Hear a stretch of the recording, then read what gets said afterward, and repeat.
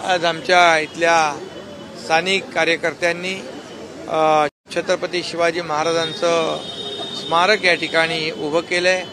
अतिशय चांगलं स्मारक हे इथल्या तरुणांना, नागरिकांना ऊर्जा आणि प्रेरणा देणारं ठरेल आणि त्यासाठी मी त्यांना सगळ्यांना शुभेच्छा देतो। उद्या तिथीप्रमाणे हिंदुहृदय सम्राट बाळासाहेब ठाकरे यांचं नेहमी सांगणं असायचं की शिवजयंती तिथीप्रमाणे साजरी करा आणि मग तिथीप्रमाणे उद्या होते सगळीकडे आणि त्याच्या पूर्वसंध्येला हे शिवाजी महाराजांचं स्मारक उभं राहिलंय।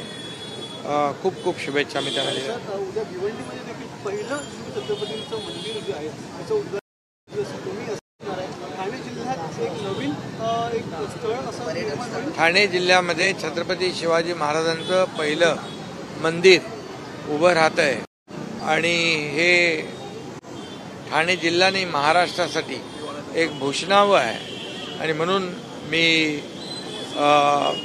त्या उद्याच्या शिवाजी महाराजांच्या मंदिराच्या शुभप्रसंगी देखील खूप खूप शुभेच्छा देतो।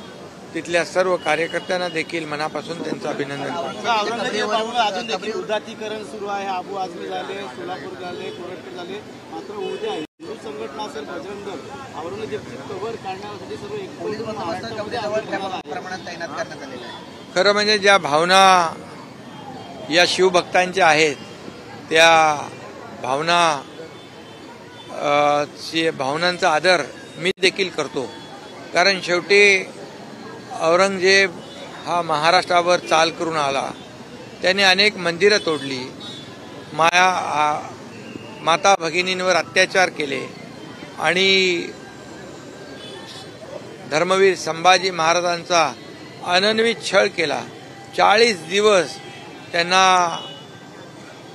हात पाय साखळदंडाने बांधून त्यांचे डोळे काढले, जीभ छाटली, त्यांची नखं कापली, अंगावरची काठी सोडली, अत्याचार एवढे भयानक केले, परंतु छत्रपती धर्मवीर संभाजी महाराजांनी प्राणांचं बलिदान केलं, परंतु ते औरंग्यासमोर झुकले नाहीत, तुकले नाहीत आणि त्यांनी धर्म सोडला नाही।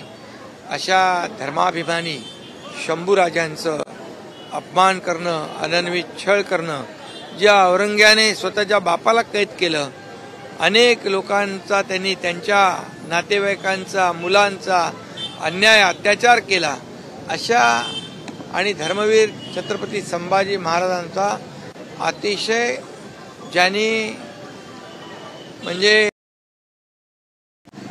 क्रूर अमानुष असा संभाजी महाराजांचा इतिहास पाहिला तर संभाजी महाराजांचं शौर्य, कौर्याची जी काय परिसीमा त्यांनी गाठली होती आणि अशा औरंग्याच्या आठवणी किंवा त्याच्या निशाणी या महाराष्ट्रामध्ये कशाला पाहिजे? ही भावना जी आहे ही या तमाम शिवभक्तांची, त्याचा आदर केला पाहिजे आणि त्यांची भावना बरोबर आहे। त्यांची भावना जी आहे ती माझी भावना आहे आणि खरं म्हणजे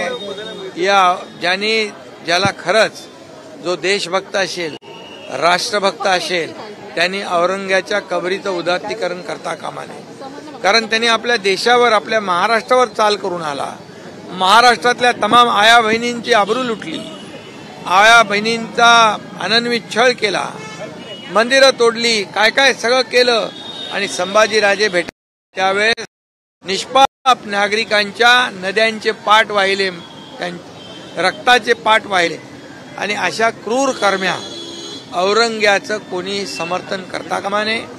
तो देशाचा दुश्मन, राज्याचा, महाराष्ट्राचा दुश्मन, तो देशद्रोही होता, तो राष्ट्रद्रोही होता आणि अशा औरंग्याच्या खानाखुना या महाराष्ट्रात कशाला पाहिजेत?